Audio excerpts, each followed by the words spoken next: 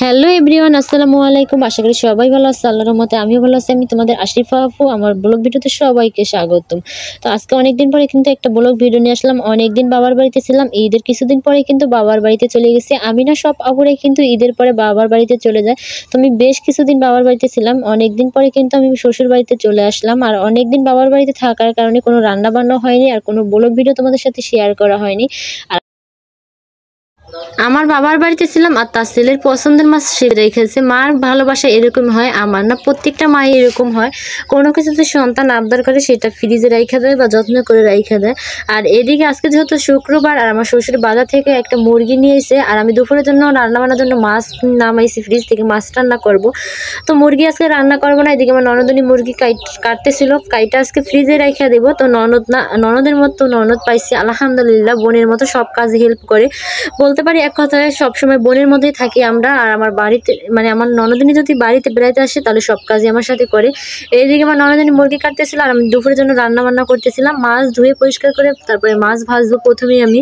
তো প্রথমে আজকে আমি মুরগি রান্না করব না। আর এদিকে দেখো মুরগির পা কিন্তু আমি পরে নিতেছিলাম। আমার শ্বশুরে মুরগি আনছে, আর মুরগির পা পুড়ে বাঁচলে কিন্তু তাড়াতাড়ি হয়, খুব অল্প সময় পরিষ্কার করা যায়।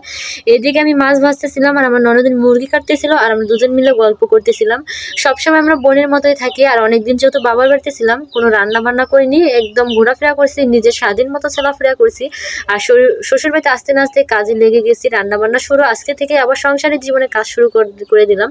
তো প্রথমে কিন্তু আমি মাছগুলো ভালোভাবে ভেজে নিলাম। আর মাছ সবসময় ভেজে তারপরে রান্না করতে হয়, কারণ না ভেজে নিলে তোমাদের ভাই একদমই খেতে চায় না, আমার শ্বশুরা বাও পছন্দ করে না।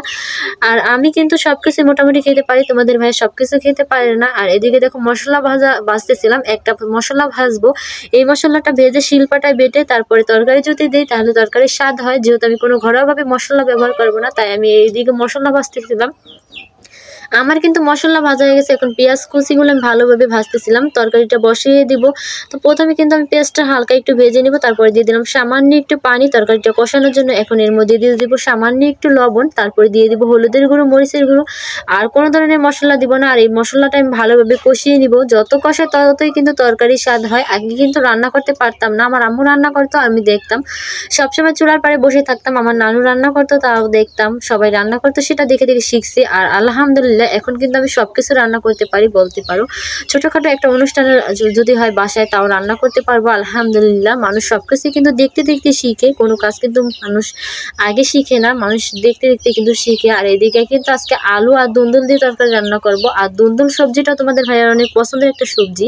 আর যদি আমার পছন্দের মানুষ যদি পছন্দের কিছু খেতে চায় তা আমি রান্না করবো না, তা তো কোনোদিনও হয় না। আর আমার পছন্দের মানুষ পছন্দ কিছু খেতে চাইলে সেটা রান্না করতে আমার কাছে ভীষণ ভালো লাগে। তোমাদের কাছে কেমন লাগে অবশ্যই কিন্তু জানাবা। আর আমার কাছে যদি কেউ কোনো কিছু আবদার করে সেটা কখন করব, কখন বানিয়ে খাবো, সেটাই নিয়ে চিন্তা থাকি।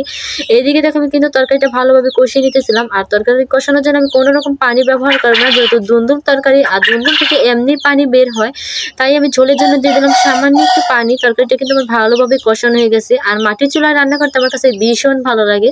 কার কাছে কেমন লাগে জানি না, কিন্তু আমার কাছে অনেক ভালো লাগে। তরকারি রান্না করলে খেতে ভীষণ মজা লাগে, অনেকটা স্বাদ হয়। আর শহরের মানুষ কিন্তু এটা রান্না করেও খেতে পারে না, এটা নিয়ে। আর আমরা গ্রামের মানুষ কিন্তু মাটির চুলায় রান্না করি ভাই। আর এদিকে দেখো ঝোলের জন্য দিয়ে দিলাম সামান্য পানি। এখন এটা আমি জাল করে নিব কিছুক্ষণ। আর বাবার বাড়িতে ছিলাম, সব আপুরা মিলে অনেক আনন্দ করছিলাম। সবাই বা চলে গেছে যারা শ্বশুর বাড়িতে, আমিও কিন্তু চলে আসলাম। আর তোমাদের ভাইয়ের এই মাছটা পছন্দ করার এই কারণে তো তার আম্মু ফ্রিজে রেখে দিছিল, কারণ আমাদের বাড়ি থেকে মেহমান আসছিল, তখন এই মাছগুলো আনছিল। তখন ওই মাছগুলো তোমাদের ভাইয়ের জন্য কিছু রাইখা দিয়েছিলাম ফ্রিজে। তো সেই মাছগুলো আজকে রান্না করব, আর প্রিয় মানুষ খেয়ে কি বলে সেটা দেখাবো তোমাদেরকে। এদিকে কিন্তু আমার রান্না বান্না হয়ে গেছে, কিন্তু যার জন্য রান্না বান্না করতেছি সে বাসায় নেই, সে কাজে চলে গেছে, রাত্রে এসে খাবার খেবো। আর এদিকে দেখো আমার কিন্তু রান্না প্রায় কমপ্লিট। আর এখন আমি মশলাটা দিয়ে দিব। মশলাটা দিলে কিন্তু একটা ঘ্রাণ আসে তরকারির লাস্টে। আমরা সবসময় কিন্তু আমি ঘরোয়াভাবে রান্না করি। আমার মতো কোন কোন আপনারা রান্না করো অবশ্যই কিন্তু জানাবা।